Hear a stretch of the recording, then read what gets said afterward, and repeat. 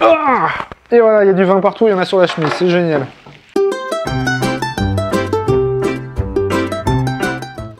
Bonjour, bonjour. Aujourd'hui, ce n'est pas un vin de vigneron dont je vous parle, mais un vin de négociant. Bon allez, moi j'y vais, je te laisse. Quel est le problème? Les négociants, c'est des mecs qui achètent des cuves, que même les vignerons, ils en veulent pas pour eux. Après, ils mettent ça en bouteille, ils te vendent ça 3 € avec une belle étiquette, genre terroir. Non, ça va finir en sauce, cette histoire. C'est effectivement une image qui colle à ce métier, et elle n'est pas toujours fausse. Ah voilà, c'est ce que je dis. S'il y a une offre, c'est qu'il y a une demande. Et comme pour tout, chaque qualité a son prix. J'avoue que j'avais aussi cette image et que je rechignais à acheter des vins de négociants. Et un jour, pensant acheter un vin de vigneron, je me suis fait surprendre.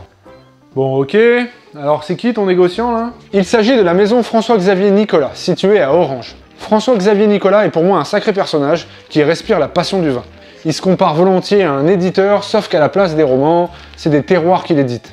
Ce qu'il aime, c'est parcourir la vallée du Rhône à la recherche de terroirs singuliers, de vignerons qui partagent avec lui une éthique et un respect de l'environnement. Bon d'accord, mais ça reste un mec qui achète du vin. Pas seulement parce que François-Xavier, comme d'autres négociants, pratique aussi l'assemblage et l'élevage, ce qui lui permet de créer son propre style et d'apposer sa signature. La réputation d'un négociant tient en sa capacité à bien choisir, à élever, à dénicher des vins auxquels vous et moi aurions difficilement accès. Qui n'a jamais pris un vin de négoce de chez Guigal en se disant qu'il ne sera pas déçu? C'est pas faux, et en même temps, être négociant, ça permet d'élargir son terrain de jeu à une région entière. Pourquoi pas? D'ailleurs, pas mal de vignerons font aussi du négoce de vin. Ça leur permet de pouvoir élargir leur gamme et de proposer à leurs clients des appellations sur lesquelles ils ne produisent pas. Et donc, qu'est-ce qu'il propose, ce François-Xavier? Eh bien, je vais vous parler de sa première cuvée que j'ai découverte chez lui, qui est la cuvée Essentielle.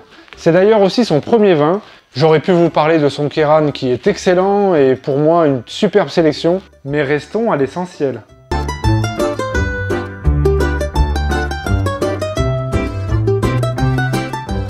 Donc c'est un Côtes-du-Rhône 2017 et c'est un assemblage de Grenache, de Carignan, de Syrah et de Mourvèdre. Non, le nez est bien affermé, c'est fruité, floral, réglissé. Il y a des petites pointes chocolatées là, on est vraiment dans le sud.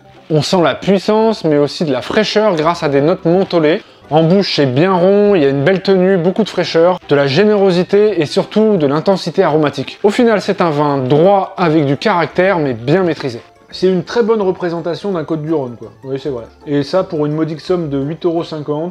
Tu vois, moi je vois bien ça avec un magret de canard aux pleurotes.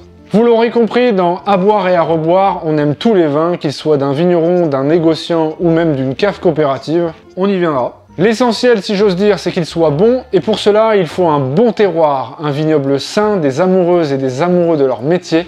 Sur ce, je vous donne rendez-vous pour un autre vin à boire et à reboire. À bientôt!